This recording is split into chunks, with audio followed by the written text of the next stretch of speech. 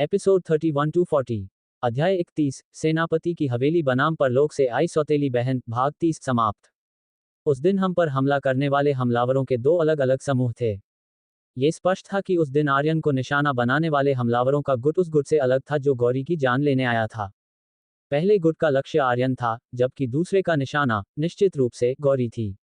गौरी को यह अजीब लगा। जानकी एक कुलीन परिवार की आदर्श कन्या थी, जिसने अपना अधिकांश जीवन घर की चारदीवारी के भीतर बिताया था। वह कभी कभार ही बाहर निकलती थी और उसकी किसी से कोई शत्रुता नहीं थी। फिर भला कौन उसे मरा हुआ देखना चाहेगा? सिस्टम ने उत्तर दिया, हमने पता लगाया है कि आर्यन को निशाना बनाने वाले हमलावर पूर्व युवराज आदित्य और उनके अनुयायी थे। वे मूर्खतापूर्ण तरीके से सोच रहे थे कि यदि आर्यन मर गया तो आदित्य का पद सुरक्षित रहेगा। वे यह नहीं जानते थे कि जिस युवराज से महाराज घृणा करने लगे, उसे दोबारा कभी अवसर नहीं मिलता। और वह व्यक्ति जिसने मेरी हत्या का प्रयास किया? गौरी ने पूछा। सिस्टम ने कहा, वह बाहरी व्यक्ति, ईशा। गौरी ने अपने मन में इसका अंदाजा पहले ही लगा लिया था। जो सबसे ज्यादा जानकी की मृत्यु चाहती थी, वह संभवतः ईशा ही थी। उसे पूरी तरह समझ नहीं आया, उन दोनों के बीच कोई गहरी या गंभीर दुश्मनी नहीं थी। फिर ईशा जानकी को जान से मारने पर इतनी आमादा क्यों थी? मनुष्यों की ईर्ष्या वास्तव में भयानक थी। यह बाहरी व्यक्ति वास्तव में तब तक हार नहीं मानेगा जब तक कि वह पूरी तरह बर्बाद न हो जाए। हाल ही में राजनगर के भीतर कई महत्वपूर्ण घटनाएं घटी थीं। सबसे पहले, राजकुमार आर्यन अपने मिशन से लौटे और उन पर हमला हुआ, जिससे महाराज अत्यंत क्रोधित हो गए। गहन जांच के आदेश के बाद पूर्व महारानी को रानी महल में नजरबंद कर दिया गया और पूर्व युवराज आदित्य का पद छीनकर उन्हें एक साधारण राजा का दर्जा दिया गया और महाराज ने उन्हें शाही मकबरे की सुरक्षा करने का आदेश दिया। युवराज की वह रानी, ईशा, जिससे कभी सब ईर्ष्या करते थे, सार्वजनिक नजरों से बिना किसी निशान के गायब हो गई। बेशक, इन घटनाओं के बाद दो और बड़ी खबरें आई जिन्होंने सबका ध्यान खींच लिया। पहली यह कि महाराज ने सुबह की सभा के दौरान एक नए युवराज की नियुक्ति की। आर्यन का राजकुमार से युवराज बनना एक ऐसी बात थी जिसकी सभी को उम्मीद थी। दूसरी बात यह कि जिस दिन महाराज ने नए युवराज की घोषणा की, उसी दिन सेनापति की हवेली में राजमहल से विवाह का फरमान पहुंचा, जिसके अनुसार राजकुमारी गौरी अब आर्यावर्त साम्राज्य के नए युवराज की अर्धांगिनी बनेंगी। इस लड़के ने तो सीधे महाराज के पास जाकर विवाह का फरमान ही मांग लिया। सेनापति ने असंतोष जताते हुए बुदबुदाया, मुझे विश्वास है कि युवराज के मन में हमारी गौरी के लिए सच्चा प्रेम है। क्या आपने उनका चेहरा नहीं देखा था जब गौरी पर हमला हुआ था? उसकी मां होने के नाते मैं भी उनकी आंखों में वह पागलपन देखकर डर गई थी। अगर गौरी को होश ना आता तो पता नहीं वे क्या कर बैठते। राजकुमारी देव की उस पल को याद करके अभी भी थोड़ा घबरा जाती थी। राजकुमारी और सेनापति चाहे जो भी सोचें, गौरी और आर्यन, जो इस कहानी के मुख्य पात्र थे, निश्चित रूप से बहुत खुश थे। युवराज और उनकी पत्नी के विवाह समारोह की चर्चा राजनगर के नागरिकों के बीच लंबे समय तक होती रही। वर्षों बाद भी जब कभी कोई भव्य विवाह होता और कोई उसकी भव्यता का जिक्र करता, तो लोग पलटकर जवाब देते, भव्य? ये किसके सामने भव्य है? आपने उस समय के महाराज और महारानी का विवाह नहीं देखा, वह वास्तव में अतुलनीय था। गौरी ने अपना मिशन पूरा किया और साम्राज्य की सबसे सम्मानित महिला बनी। आर्यावर्त साम्राज्य के महाराज आर्यन और महारानी गौरी की कहानी 1000 साल बाद भी लोगों के बीच चर्चा का विषय बनी रही। महाराज आर्यन इतिहास के एकमात्र ऐसे सम्राट थे जिन्होंने अपने अंतःपुर में कभी किसी अन्य रानी को स्थान नहीं दिया। उन्होंने अपना पूरा जीवन केवल अपनी महारानी के प्रति समर्पित कर दिया। और जब महारानी का निधन हुआ, तो उन्होंने भी ठीक एक दिन बाद प्राण त्याग दिए। जीवन में उन्होंने एक ही महल साझा किया और मृत्यु के बाद उनकी समाधि भी एक ही बनी। उन दोनों ने वास्तव में एक साथ जीने और एक साथ मरने के वचन को निभाया। सिस्टम, मैं आखिरकार समझ गई कि मनुष्यों को केवल एक जीवन जीने की आवश्यकता क्यों होती है, गौरी ने उस शुद्ध सफेद स्थान पर लौटते हुए कहा। उसकी आंख से एक आंसू टपक पड़ा। अपने पास ऐसे व्यक्ति के साथ वह अगले जीवन में और क्या मांग सकती थी? उसके दाहिने हाथ में अभी भी उस व्यक्ति की गर्माहट महसूस हो रही थी। जीवन के अंतिम क्षण में आर्यन ने गौरी का हाथ थाम लिया था। गौरी, ये जीवन तुम्हारे साथ बिताना ही आर्यन का सबसे बड़ा सौभाग्य था। अध्याय 32। सेनापति की हवेली बनाम परलोक से आई सौतेली बहन, अतिरिक्त अंश। ईशा का असली नाम ईशा नहीं था। जब उसकी आंख खुली और उसने खुद को एक प्राचीन शैली के कमरे में पाया, तो वह खुशी से झूम उठी। समय यात्रा, यानी एक युग से दूसरे युग में पहुंच जाना, उसके पिछले संसार में भले ही एक पुरानी कहानी मानी जाती हो, लेकिन उसके लिए यह हकीकत बन चुकी थी। कमरे की भव्य सजावट और सुंदर गहनों को देखकर और खुद को सुंदर पोशाक पहने दासियों द्वारा छोटी बिटिया कहे जाने पर उसे लगा कि इससे बेहतर जीवन और क्या हो सकता है। उसे बस फूलों और संगीत का आनंद लेना था और उसकी सेवा के लिए हर समय लोग हाजिर थे। लेकिन इंसान की इच्छाएं कभी पूरी नहीं होती। जब उसे असली ईशा की यादें मिली तो उसे एहसास हुआ कि जिसे वह बहुत बड़ा सौभाग्य समझ रही थी, वह उसकी अपनी नादानी थी। ईशा घर की दूसरी बेटी थी और उससे ऊपर उसकी एक बड़ी बहन थी, जो जन्म, सुंदरता और प्रतिभा हर मामले में उससे कहीं आगे थी। जानकी। ईशा ने जानकी के जीवन पर ध्यान देना शुरू किया। जानकी के रहन सहन को देखकर उसे लगा कि उसका अपना शानदार जीवन दूसरों की नजरों में शायद एक मजाक था। जानकी वे वस्त्र पहनती थी जो सीधे राजमहल से उपहार स्वरूप आते थे। जानकी रोजाना वह भोजन करती थी जिसे राजकुमारी देवकी ने विशेष रूप से बनारस से बुलाए गए सबसे बड़े रसोइये से बनवाया था। जानकी को हरियाली पसंद थी, इसलिए सेनापति ने हवेली के पिछले हिस्से में खास तौर पर उसके टहलने के लिए एक सुंदर बगीचा और कुंज बनवाया था। यहाँ तक कि जानकी का बचपन का साथी खुद वर्तमान युवराज आदित्य था। ईशा को जितना पता चलता, उसके मन का संतुलन उतना ही बिगड़ता जाता। वह सोचती, क्यों वह दूसरे युग से आई है, उसे तो भाग्य की लाडली होना चाहिए था, फिर यह साधारण सी दिखने वाली जानकी उस पर भारी क्यों पड़ रही है। यह असंतोष तब और बढ़ गया जब वह पहली बार जानकी से व्यक्तिगत रूप से मिली। पुरानी यादों में जानकी की छवि बहुत धुंधली थी, क्योंकि डरपोक होने के कारण वह अपनी उस चमकती हुई बड़ी बहन के करीब जाने की हिम्मत नहीं जुटा पाती थी। उसे बस इतना पता था कि जानकी बहुत सुंदर है, लेकिन उसने जो कल्पना की थी, हकीकत उससे कहीं बढ़कर थी। जानकी का रूप ऐसा था जैसे कोई स्वर्ग की अप्सरा धरती पर उतर आए हो। ईशा समझ गई थी कि उसके मन में एक बुराई ने जन्म ले लिया है, और उसका नाम था ईर्ष्या। उसके दिल का अंधेरा बढ़ता ही गया। वह जानकी से सब कुछ छीन लेना चाहती थी और उसे अपने पैरों तले कुचलना चाहती थी। इसलिए उसने मंदिर के उत्सव के दौरान उसे धक्का देने की साजिश रची, लेकिन बदकिस्मती से जानकी को केवल मामूली खरोंचें आईं और कोई गंभीर नुकसान नहीं हुआ।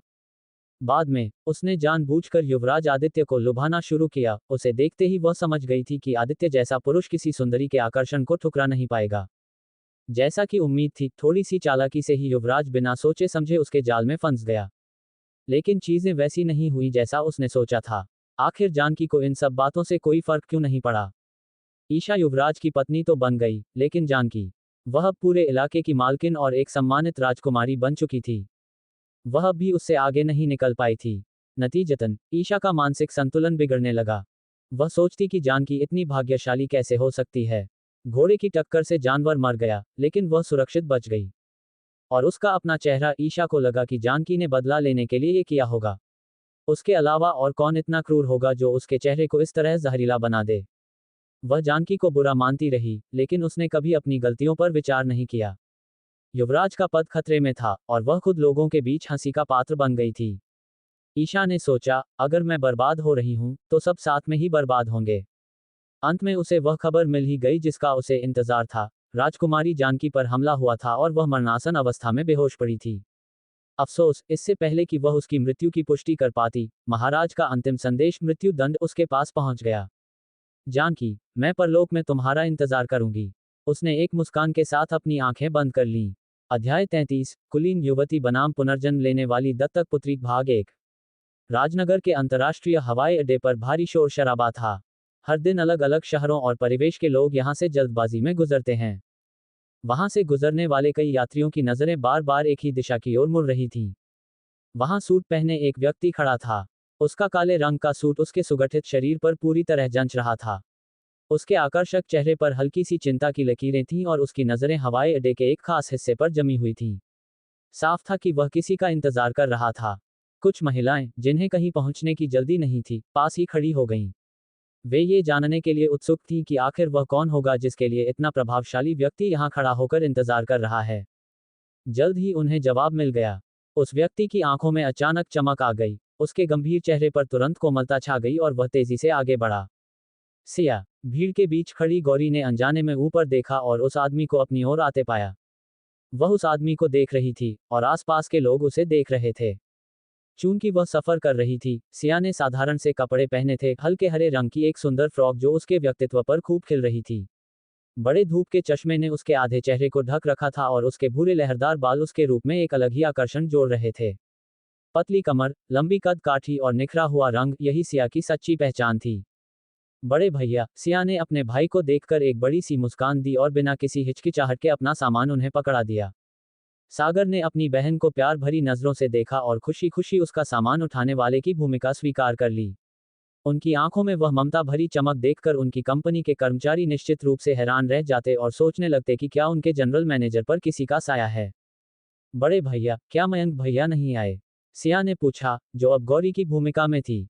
सागर ने जवाब दिया, मयंक की आज एक कला प्रदर्शनी है और वह वास्तव में वहां से निकल नहीं पाया। गौरी ने मुंह फुलाते हुए कहा, वह चाहे कितने भी व्यस्त क्यों न हो, क्या वे अपनी छोटी बहन से ज्यादा जरूरी हो सकते हैं? रुकिए, मुझे वापस घर पहुंचने दीजिए, मैं उन्हें ठीक कर दूंगी।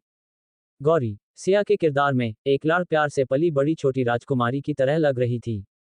वह एक अमीर परिवार में पैदा हुई थी और उसे अपार प्रेम मिला था, इसलिए वह मनमर्जी से जिद कर सकती थी और नखरे दिखा सकती थी। सिया खन्ना परिवार की सबसे छोटी संतान थी, जिसे उसके माता पिता रमेश खन्ना और उनकी पत्नी बहुत चाहते थे। दो बेटों के बाद बेटी के जन्म पर उनकी खुशी का ठिकाना नहीं रहा था। उन्होंने विशेष रूप से एक बड़े पंडित जी से मिलकर उसका नाम सिया रखवाया था। इस डर से कि सिया को साथ खेलने वाला कोई नहीं मिलेगा, उन्होंने अपने एक दूर के रिश्तेदार की लड़की को गोद ले लिया था, जो सिया से उम्र में थोड़ी ही बड़ी थी, ताकि वे दोनों साथ पलें। खन्ना ग्रुप के चेयरमैन की दत्तक पुत्री होना एक ऐसा दर्जा था जिसकी कल्पना भी बहुत से लोग नहीं कर सकते थे, और वह लड़की भी खुशी खुशी इस परिवार का हिस्सा बन गई थी। उस गोद ली गई लड़की का नाम रिया था, जो नाम के लिए सिया की बड़ी बहन थी और इस दुनिया में उसकी प्रतिद्वंद्वी थी। असली सिया का रिश्ता 18 साल की उम्र में राजनगर के एक और बड़े घराने मल्होत्रा ग्रुप के दूसरे बेटे समीर मल्होत्रा से तय कर दिया गया था। ये रिश्ता सामाजिक स्तर पर हर तरह से बराबरी का था, लेकिन अनपेक्षित रूप से समीर को सिया की बहन रिया से प्यार हो गया। रिया के मन में भी समीर के लिए भावनाएं थीं। सिया और समीर की शादी होने के बाद भी दोनों चोरी छिपे मिलते रहे और उनके बीच प्रेम संबंध बना रहा। शादी के बाद सिया ने खुद को अपने पति द्वारा उपेक्षित पाया। एक दिन, जब वह अपनी सहेलियों के साथ बाहर गई हुई थी, उसने समीर और रिया को एक पार्किंग क्षेत्र में साथ में देखा। तब जाकर उसे एहसास हुआ कि उसके पति का उसकी अपनी बहन के साथ ही चक्कर चल रहा है। क्या इस कहानी में आगे जो होने वाला है, उसके लिए आप तैयार हैं? अध्याय 34, कुलीन युवती बनाम पुनर्जन्म लेने वाली दत्तक पुत्री भाग 2। सिया खन्ना बचपन से ही खन्ना परिवार की लाडली रही थी और उसने कभी इस तरह का अपमान नहीं सहा था। उसने मल्होत्रा ग्रुप के दफ्तर पहुंचकर खूब तमाशा किया और फिर खन्ना परिवार के पास लौटकर उन्हें पूरी घटना की जानकारी दी। रमेश खन्ना और उनकी पत्नी आग बबूला हो गए। उन्होंने न केवल रिया को खन्ना परिवार से बाहर निकाल दिया, बल्कि अपनी बेटी का समीर मल्होत्रा से तलाक भी करवा दिया और मल्होत्रा ग्रुप के साथ सभी व्यापारिक रिश्ते तोड़ लिए। खन्ना परिवार से निकाले जाने के बाद रिया का जीवन नरक बन गया। उसे ऐशो आराम की आदत थी और विलासिता से तंगहाली की ओर बढ़ना उसके लिए बहुत कठिन था। उसकी कमाई उसकी जरूरतों को पूरा करने के लिए काफी नहीं थी। ऊपर से समीर पर मल्होत्रा परिवार की कड़ी नजर थी, जिन्होंने उसे रिया से किसी भी तरह का संपर्क रखने की अनुमति नहीं दी। अंततः रिया को मजबूरन गलत रास्ते पर जाना पड़ा, जहां उसे एक गंभीर बीमारी हो गई और वह बेहद दुखद स्थिति में मर गई। लेकिन जब उसकी आंखें दोबारा खुलीं, तो वह अपने जीवन के उस मोड़ पर पहुंच चुकी थी जब वह 18 साल की थी। पुनर्जन्म लेने वाली रिया के मन में सिया और पूरे खन्ना खानदान के लिए नफरत भरी थी। उसने समीर को लुभाने के लिए जाल बुना। समीर जैसा सीधा साधा नौजवान उस महिला के सामने कैसे टिक पाता जिसने पिछले जन्म की कठोरता झेली थी। बहुत जल्द समीर पूरी तरह से रिया के इशारों पर नाचने लगा। रिया ने समीर के सामने खन्ना परिवार की खूब बुराई की, जिससे समीर के मन में उनके प्रति नफरत पैदा हो गई। समीर ने खन्ना परिवार के एक महत्वपूर्ण प्रोजेक्ट को नुकसान पहुंचाया, जिससे उनका कारोबार दिवालिया हो गया।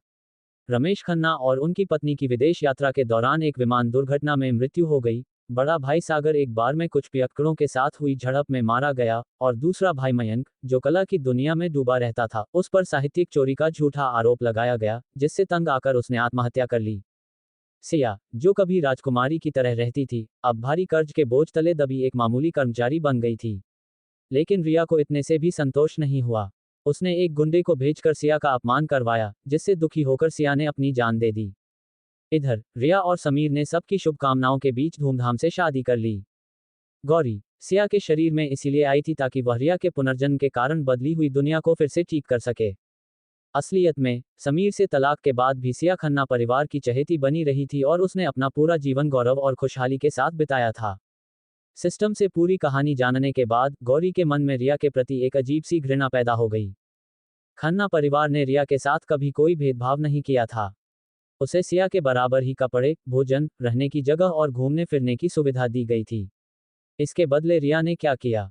न केवल बेशर्मी से अपनी बहन के पति को लुभाया, बल्कि उसके बाद जो कुछ भी हुआ वह उसकी अपनी गलती थी।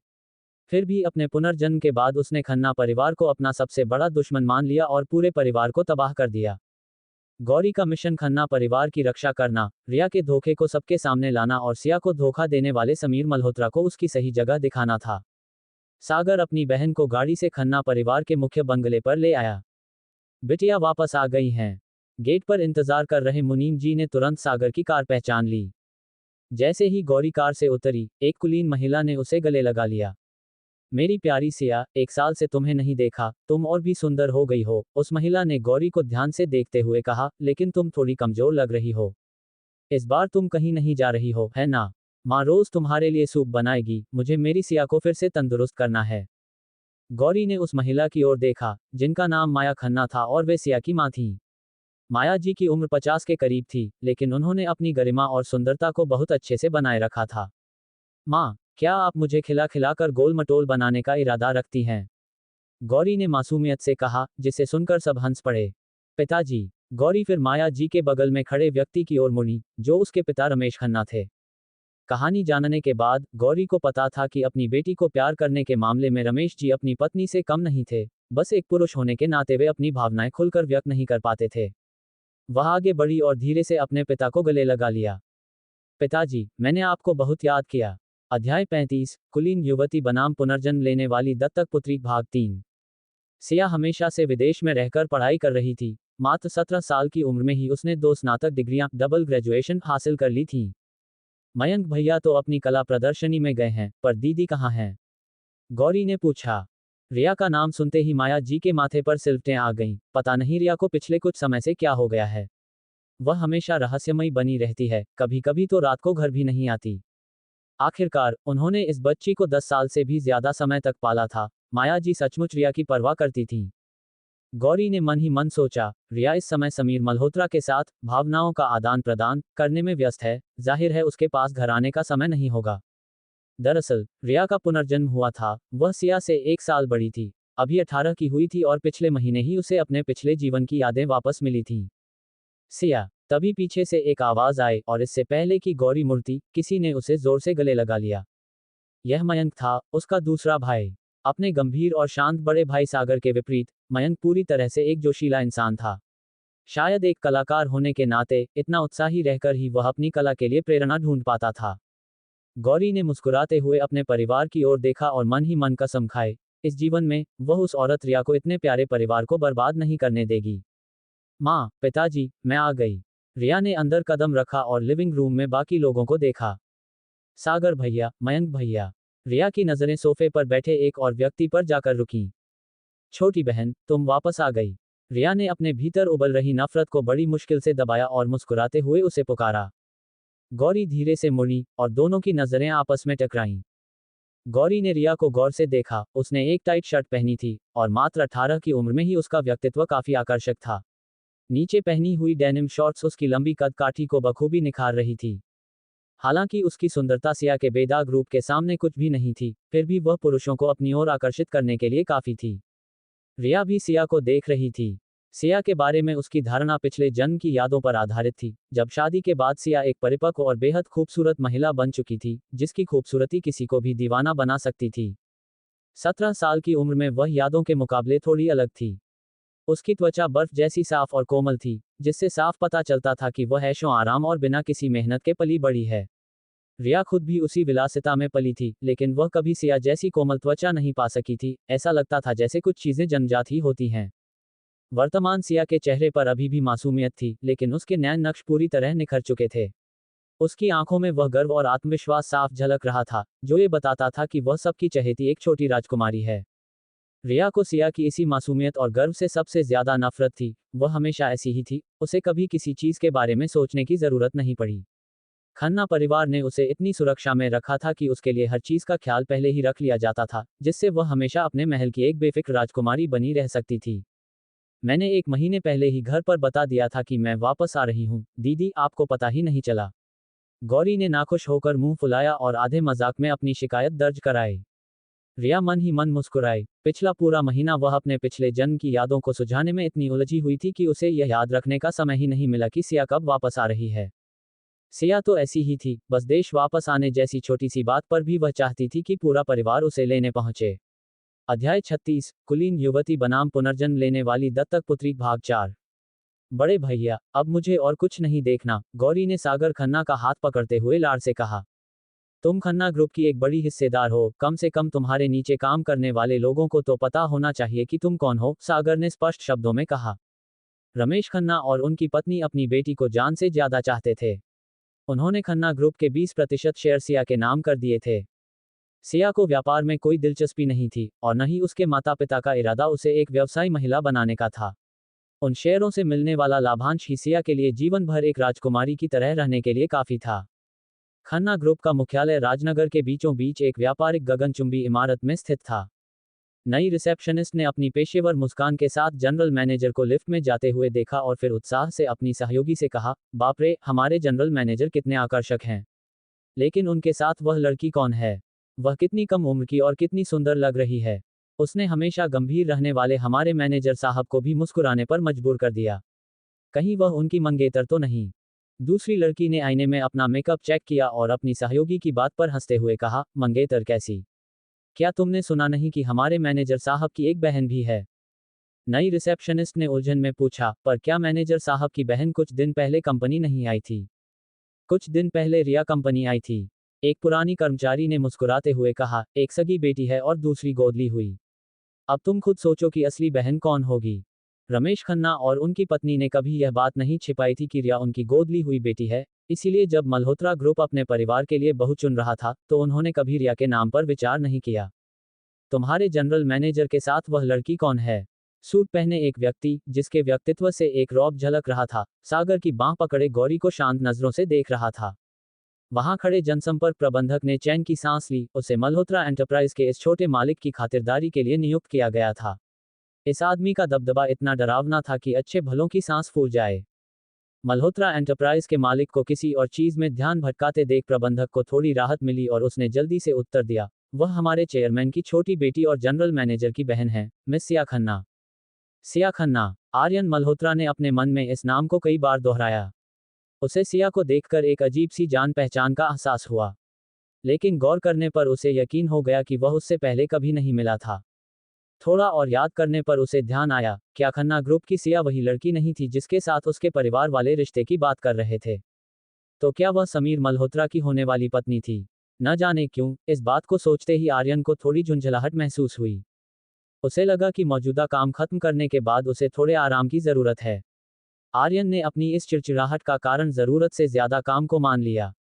जैसे कुछ महसूस हुआ हो, गौरी ने उत्सुकता से उस दिशा में मुड़कर देखा, लेकिन उसे केवल एक व्यक्ति की पीठ दिखाई दी जो वहां से जा रहा था। अपना सिर झटकते हुए गौरी खुद पर ही हंस पड़ी, उसे लगा जैसे आर्यन उसे देख रहा था। पर यह कैसे मुमकिन था? वह व्यक्ति तो कब का जा चुका था। आर्यन की याद आते ही गौरी का मन उदास हो गया। क्या हुआ सिया? सागर ने गौर किया कि उसकी बहन का मूड अचानक बदल गया है। गौरी ने सिर हिलाया, मैं बस थोड़ी थक गई हूँ। अपनी बहन के मुरझाए हुए चेहरे को देखकर सागर को कोई शक नहीं हुआ और उसने कहा, ठीक है, फिर तुम कुछ देर मेरे विश्राम कक्ष में बैठो। मैं बाद में किसी को तुम्हें घर छोड़ने के लिए कह दूंगा। गौरी ने सहमति में सिर हिला दिया। अध्याय 37, कुलीन युवती बनाम पुनर्जन्म लेने वाली दत्तक पुत्री भाग 5। मिस खन्ना, मैं लंबे समय से आपकी प्रशंसा सुनता आ रहा हूँ। हाथ में रेड वाइन का गिलास लिए एक युवा सज्जन गौरी के पास आए। गौरी ने उनकी ओर देखकर एक फीकी मुस्कान दी और अपने गिलास से एक छोटा सा घूंट लिया। उस व्यक्ति को विदा करने के बाद सिया खन्ना ने चारों ओर देखा और बैठने के लिए एक ऐसा कोना चुना जहां किसी की नजर ना पड़े। ये दावत खन्ना ग्रुप और मल्होत्रा ग्रुप के बीच एक बड़े संयुक्त प्रोजेक्ट की सफलता का जश्न मनाने के लिए रखी गई थी। ये दोनों राजनगर के व्यापारिक जगत के दिग्गज थे। शहर के व्यापार जगत की लगभग हर बड़ी हस्ती वहां मौजूद थी। खन्ना परिवार की इकलौती बेटी होने के नाते सिया को स्वाभाविक रूप से बहुत अधिक ध्यान और प्रशंसा मिल रही थी। इसके अलावा उसके पिता रमेश खन्ना अपनी बेटी के प्रति अपने अगाध प्रेम के लिए प्रसिद्ध थे। कई मध्यम दर्जे के घरानों के वारिसों के लिए सिया खन्ना से विवाह करने का अर्थ था शक्तिशाली खन्ना खानदान से हमेशा के लिए जुड़ जाना। गौरी इन औपचारिकताओं से काफी ऊब चुकी थी, अपनी पिछली दुनिया में उसने अपना दिल आर्यन को दे दिया था। एक निर्मित व्यक्तित्व होने के नाते प्रेम पर गौरी के विचार बहुत स्पष्ट थे, उसका दिल छोटा था और उसमें केवल एक ही व्यक्ति के लिए जगह थी। इस समय वह एक छिपे हुए कोने में बैठी ठंडी नजरों से रिया को देख रही थी, जो मेहमानों के बीच बहुत सहजता से घुल मिल रही थी। खन्ना परिवार की दत्तक पुत्री होने के नाते रिया की लोकप्रियता सिया के बराबर तो नहीं थी, फिर भी वहां मौजूद अधिकांश लोग उसे सम्मान दे रहे थे। रिया को इस तरह के ध्यान का आनंद मिल रहा था। उसने अपने पिछले जीवन के उन अंतिम दिनों को याद किया जब वह एक गंभीर बीमारी के कारण किसी से मिल भी नहीं पाती थी। उसके पास किसी अच्छे इलाके में रहने के पैसे नहीं बचे थे और उसे एक जर्जर सस्ते अपार्टमेंट में रहना पड़ा था। वहां हर दिन गलियों में अपशब्दों का शोर, बच्चों का रोना और नीचे गाड़ियों के हॉर्न की आवाज गूंजती रहती थी। वह वातावरण गंदगी और अराजकता से भरा था, एक डरावना सपना। और अब वह अभी भी खन्ना परिवार की प्रतिष्ठित मिस रिया थी। उसके पिछले जीवन की निराशा अब एक दूर के बुरे सपने जैसी लग रही थी, और उसने कसम खाई थी कि इस जन्म में वह खुद को फिर कभी उस हालत में नहीं पहुंचने देगी। मिस खन्ना, एक गहरी आवाज ने गौरी के ख्यालों को तोड़ दिया। गौरी ने सिर उठाकर देखा तो सामने एक अजनबी आदमी खड़ा था। उसने हल्का सा माथा सिकोड़ा। उस व्यक्ति का व्यक्तित्व इतना प्रभावशाली और कड़क था कि कोई भी अनजाने में सतर्क हो जाए। हालांकि गौरी ने केवल अपनी भौहें सिकोड़ी। पिछले जीवन में महारानी के रूप में उसने न जाने कैसे कैसे लोगों को देखा था। यह आदमी उसे विचलित करने के लिए काफी नहीं था। आर्यन मल्होत्रा थोड़ा हैरान हुआ। उसने अपनी युवावस्था में अपने फौजी चाचा के साथ प्रशिक्षण लिया था, जिससे उसके व्यक्तित्व में एक अलग ही शक्ति और रौब आ गया था, जो अक्सर दूसरों को दबा देता था। फिर भी यह कोमल सी दिखने वाली युवती पूरी तरह शांत थी। आर्यन ने अपनी भौहें ऊपर उठाईं। ऐसा लगता था कि खन्ना परिवार की यह बेटी उतनी मासूम और भोली नहीं थी जितनी वह दिखती थी। नमस्ते, मैं आर्यन मल्होत्रा हूँ। आर्यन ने हाथ आगे बढ़ाया। तो यह समीर मल्होत्रा का बड़ा भाई और मल्होत्रा ग्रुप का मुख्य उत्तराधिकारी था। गौरी समझ गई। मिस्टर मल्होत्रा, आपसे मिलकर खुशी हुई। गौरी ने हाथ मिलाने के लिए अपना हाथ आगे बढ़ाया। कितने कोमल हाथ हैं। यह आर्यन का पहला विचार था। उसके हाथों के स्पर्श ने आर्यन के भीतर कुछ जगा दिया, जैसे उसने हाथ में कीमती मखमली रेशम थाम लिया हो। पुराने लोग कोमल काया और भीनी खुशबू की जो बातें करते थे, वे सच ही थी। वास्तव में ऐसी स्त्रियां होती थीं। उन दोनों के बीच ज्यादा बातचीत नहीं हुई, बस बीच बीच में कोई छोटी मोटी बात हो जाती और वे चुपचाप बैठे रहते। माहौल हैरानी भरा लेकिन आरामदायक था, जो मुख्य हॉल के शोर शराबे से बिल्कुल अलग था। जीवन की भागदौड़ के बीच ये शांति सुकून देने वाली थी। अब मुझे अपना भाषण देने जाना चाहिए। आर्यन जाने के लिए खड़ा हुआ, लेकिन उसे एक अनजानी सी हिचकिचाहट महसूस हो रही थी। गौरी भी शिष्टाचार के नाते उसे विदा करने के लिए खड़ी हुई, लेकिन उसकी लंबी ड्रेस का घेरा उसके पैरों में फंस गया। उसका संतुलन बिगड़ा और वह सीधे जमीन की ओर गिरने लगी।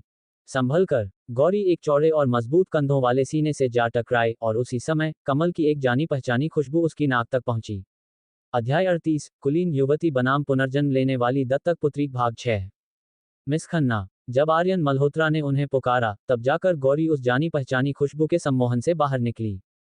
वह तुरंत वास्तविकता में वापस आई, खुद को संभाला और आर्यन को धन्यवाद दिया। मिस्टर मल्होत्रा, क्या आपको इत्र में कमल की खुशबू पसंद है? गौरी ने पूछा। उसे खुद समझ नहीं आया कि उसने ये सवाल क्यों किया। आर्यन धीरे से हंसा। नहीं, मैं कभी इत्र का इस्तेमाल नहीं करता। अपनी बात पूरी करने के बाद उसने गौरी की ओर सिर झुकाकर विदा ली, क्योंकि हॉल में उसका नाम पुकारा जाने लगा था। गौरी वहीं बैठी रह गई, गहरे ख्यालों में खोई हुई। सिस्टम। गौरी की आवाज में उम्मीद की एक किरण थी। क्या तुम्हें लगता है कि यह संभव है? क्या आर्यन की तरह मयंक पिछले जन्म का प्रेमी ने भी दोबारा जन्म लिया होगा? सिस्टम कुछ पलों के लिए शांत रहा और फिर उत्तर दिया, सिद्धांत रूप में ऐसी संभावना नहीं है, लेकिन उसके शरीर से बिल्कुल वैसी ही खुशबू आ रही है। गौरी उत्साहित हो गई। पिछले संसार में उसके शरीर में हमेशा कमल की भीनी खुशबू बसी रहती थी, और जब मैं उसके साथ थी तो मुझे पूरा यकीन था कि वह कमल जैसी किसी भी चीज का उपयोग नहीं करता था। सिस्टम चुप रहा। उसके पास इस घटना का कोई स्पष्टीकरण नहीं था। अचानक गौरी को लगा जैसे उसमें फिर से जान आ गई है। इस दुनिया में आने के बाद से उसका व्यवहार कुछ अजीब था, जैसे उसमें जीने का उत्साह ही न बचा हो। हालांकि वह अपने कार्य हमेशा की तरह पूरे कर रही थी, लेकिन ऐसा लगता था जैसे वह आगे बढ़ने की कोई ठोस वजह तलाशने के लिए संघर्ष कर रही है। गौरी सिस्टम की पहली होस्ट नहीं थी। उससे पहले भी कई अन्य लोग आए थे, जो गौरी की तरह ही किसी खास दुनिया में किसी के प्यार में पड़ गए थे। लेकिन जैसे ही एक दुनिया खत्म होती, उनके प्रेमी हमेशा के लिए ओझल हो जाते, जबकि वे खुद एक के बाद एक दूसरी दुनिया की यात्रा करते रहते। समय के साथ बड़े से बड़े दृढ़ इच्छा शक्ति वाले लोग भी इस बोझ को सहन नहीं कर पाते थे। बिना किसी उम्मीद के अनंत काल तक चलते रहना किसी भी चीज से ज्यादा क्रूर था। सिस्टम के पहले 3 होस्ट में से 2 ने खुद को खत्म करने की विनती की थी, लेकिन गौरी उन सब से अलग थी। गौरी का निर्माण स्वयं उस विशिष्ट व्यक्ति द्वारा किया गया था। गरिमा के मामले में 10 सिस्टम भी एक गौरी की बराबरी नहीं कर सकते थे, बस वह खुद इस बात से अनजान थी। गौरी ने महसूस किया कि उसके भीतर फिर से लड़ने का जज्बा पैदा हो रहा है। वह मंच पर आत्मविश्वास के साथ बोल रहे आर्यन मल्होत्रा को गौर से देखने लगी और सोचने लगी कि कैसे ये पता लगाया जाए कि क्या वह वाकई पिछले जन्म वाले व्यक्ति का पुनर्जन्म है। हाँ, याद आया। गौरी को अचानक याद आया। पिछले जन्म में उस व्यक्ति के बाएं कंधे पर कमल के आकार का एक निशान था। उस समय प्यार के पलों में वह अक्सर उसे चिढ़ाती थी कि वह शायद किसी कमल के देवता का अवतार है, वरना उसके शरीर से न केवल कमल की खुशबू आती बल्कि कंधे पर निशान भी क्यों होता। उस समय उसने इसे एक मजाक की तरह लिया था, वैसे भी गौरी के अलावा किसी और को उसके शरीर से वह खुशबू नहीं आती थी। तो क्या आर्यन के पास भी वही निशान था? गौरी टकटकी लगाकर आर्यन को देखने लगी और सोचने लगी कि इस आदमी की कमीज हटाकर अपनी शंका को कैसे दूर किया जाए। आर्यन के बाद खन्ना ग्रुप के उत्तराधिकारी के रूप में सागर खन्ना ने भी अपने विचार साझा किए। अंत में मैं अपनी बहन और खन्ना ग्रुप की नन्ही राजकुमारी सिया खन्ना का परिचय कराना चाहता हूं। सागर ने मुस्कुराते हुए सिया की ओर देखा। सिया को व्यापार की दुनिया पसंद नहीं थी, लेकिन वह ठीक था क्योंकि उसके बड़े भाई में उसे सुरक्षित रखने और बेफिक्र जीवन देने की पूरी काबिलियत थी। फिर भी लोगों से मेलजोल बढ़ाना सिया को खुद सीखना होगा। आखिरकार भविष्य में ये सारी संपत्ति उसी की होने वाली थी। सबकी नजरों के बीच गौरी बहुत ही शालीनता के साथ अपनी जगह पर खड़ी हो गई। अध्याय 39 कुलीन युवती बनाम पुनर्जन्म लेने वाली दत्तक पुत्री भाग 7। रिया ने देखा कि सिया मंच पर खड़ी है और सबकी नजरों का केंद्र बनी हुई है। जो लोग अभी तक रिया को घेरे हुए थे, अब उन सबका ध्यान सिया पर टिक गया था। हमेशा से ऐसा ही होता आया था, जब भी सिया आसपास होती, रिया के अस्तित्व को कोई देख ही नहीं पाता था। गुस्से और जलन में रिया के नाखून उसकी हथेलियों में जोर से गड़ गए। तभी उसे अचानक गर्माहट का एहसास हुआ। रिया ने नजर उठाई तो देखा कि समीर उसके कंधों पर एक शॉल उड़ा रहा है। समीर के आकर्षक चेहरे को देखकर उसका दिल पसीज गया। यही वह आदमी था जिसकी आंखों में पिछले जन्म में भी और इस जन्म में भी सिर्फ रिया ही थी। एक पल के लिए रिया का मन डगमग गया। उसने सोचा कि शायद पिछले जन्म की कड़वाहट को भूलकर समीर के साथ अपनी दुनिया बसा लेना ही बेहतर होगा। लेकिन जैसे ही उसकी नजर मंच पर चमक रही सिया पर पड़ी, जो पूरी भीड़ की जान बनी हुई थी, उसने उस विचार को झटक दिया। नहीं, जब तक वह सिया को धूल में मिला हुआ और खन्ना परिवार को बर्बाद होते न देख ले, उसे चैन कैसे आ सकता था। अपनी योजना के बारे में सोचकर उसके होठों पर एक धूर्त मुस्कान आ गई। भीड़ के बीच खड़े आर्यन मल्होत्रा ने समीर और रिया के बीच बढ़ती नजदीकियों को देखा। उन्हें ऐसे देखकर लग रहा था जैसे वे दुनिया में अकेले हों। आर्यन ने अरुचि से अपनी भौहें सिकोड़ी। दोनों भाइयों को पता था कि परिवार की योजना समीर का रिश्ता खन्ना खानदान में तय करने की है। चूंकि आर्यन खुद इन सब बंधनों में बंधने को तैयार नहीं था, इसलिए परिवार ने तय किया था कि छोटे बेटे समीर की शादी खन्ना परिवार में की जाए। मल्होत्रा ग्रुप और खन्ना ग्रुप के इस गठबंधन के लिए सिर्फ सिया खन्ना ही एकमात्र विकल्प थी। आखिरकार रिया सिर्फ एक गोद ली हुई बेटी थी। एक मजबूत व्यापारिक गठबंधन बनाने के लिए खन्ना परिवार की सगी वारिस के बिना बात नहीं बन सकती थी। फिर भी समीर और रिया को एक साथ देखकर साफ लग रहा था कि वे दोनों एक दूसरे के प्यार में डूबे हुए हैं।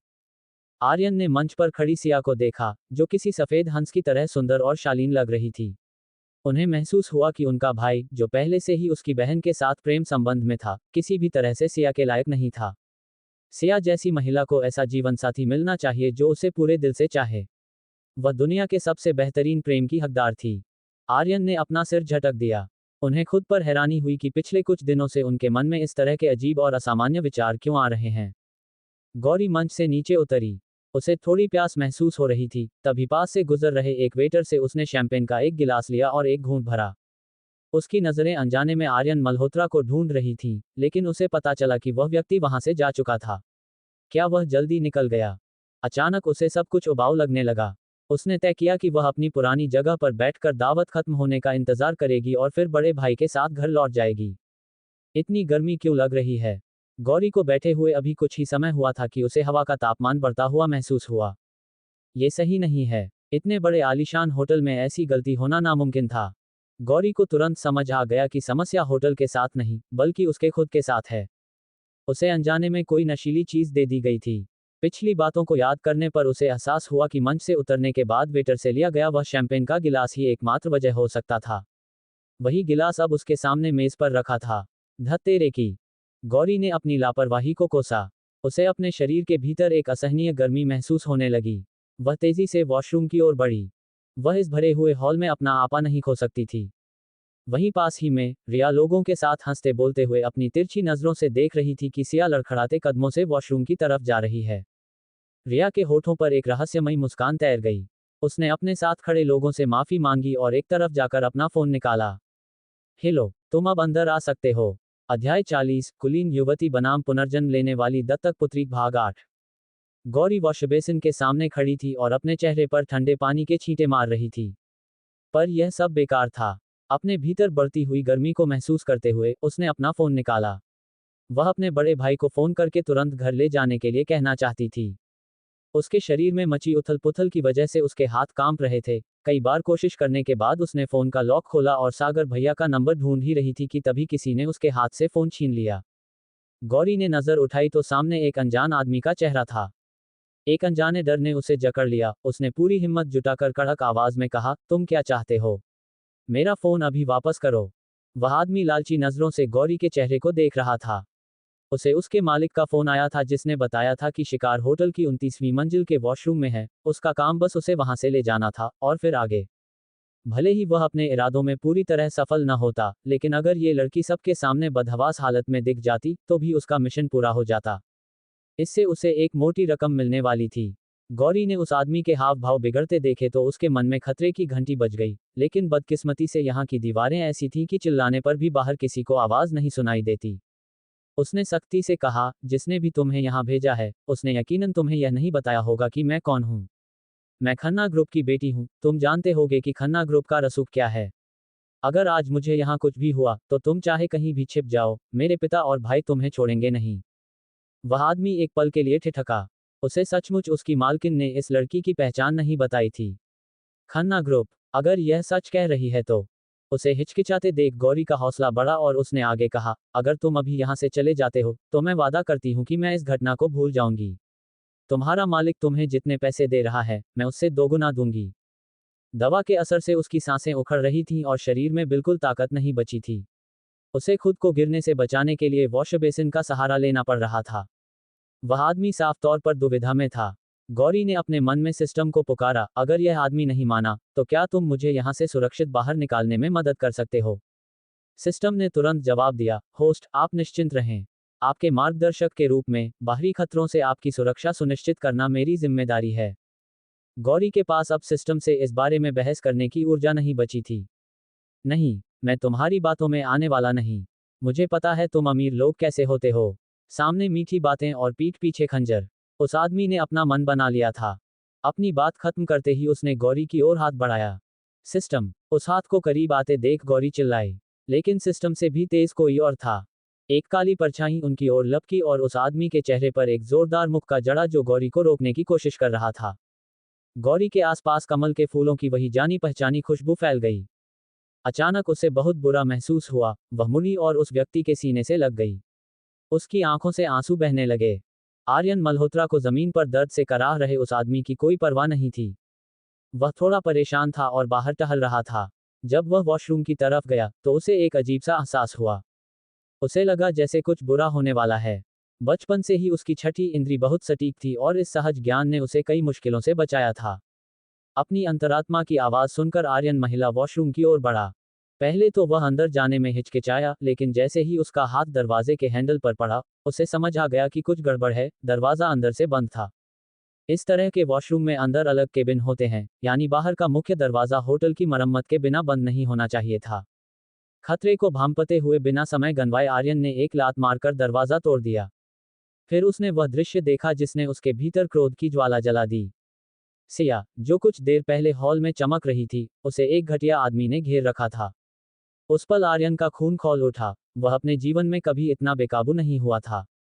उस आदमी को जमीन पर धूल चटाने के बाद उसने अपना कोट उतारा और सिया के कंधों पर डाल दिया। पर जैसे ही सिया ने उसे देखा, वह फूट फूट कर रोने लगी और उसके गले लग गई। वह उसके सीने से लगकर इस तरह रो रही थी जैसे उसके साथ बहुत बड़ा अन्याय हुआ हो। आर्यन को लगा जैसे उसके रोने की आवाज से उसका दिल फटा जा रहा है। जमीन पर पड़े आदमी और सिया की हालत देखकर आर्यन समझ गया कि वह उसे इस हाल में दूसरों के सामने नहीं ले जा सकता। उसने झुककर उसे अपनी गोद में उठाया और वहां से निकल गया। जाते जाते उसने उस आदमी के हाथ से फोन छीना और उसके दाहिने हाथ को अपने जूतों से बुरी तरह कुचल दिया। कड़क हड्डी टूटने की आवाज गूंजी। उस आदमी की चीखों को अनसुना करते हुए आर्यन सिया को लेकर बाहर निकल गया। जब तक हॉल की भीड़ शोर सुनकर वहां पहुंची, उन्हें बस एक टूटा हुआ दरवाजा और जमीन पर तड़पता हुआ एक आदमी मिला। इधर रिया चिढ़ गई। उसे उम्मीद नहीं थी कि ऐसी स्थिति में भी सिया बच निकलेगी। आर्यन सिया को एक विशेष रास्ते से ले गया। ये होटल मल्होत्रा ग्रुप का ही था और इस गुप्त रास्ते के बारे में बहुत कम लोग जानते थे। वह सिया को होटल के अपने निजी कमरे में ले आया, उसे बिस्तर पर लिटाया और बाथरूम में जाकर पानी चलाने लगा। उसकी उम्र और गरिमा का ख्याल रखते हुए आर्यन ने उसे एक कंबल में लपेटा, फिर उसे उठाकर पहले से तैयार ठंडे पानी के टब में बिठा दिया।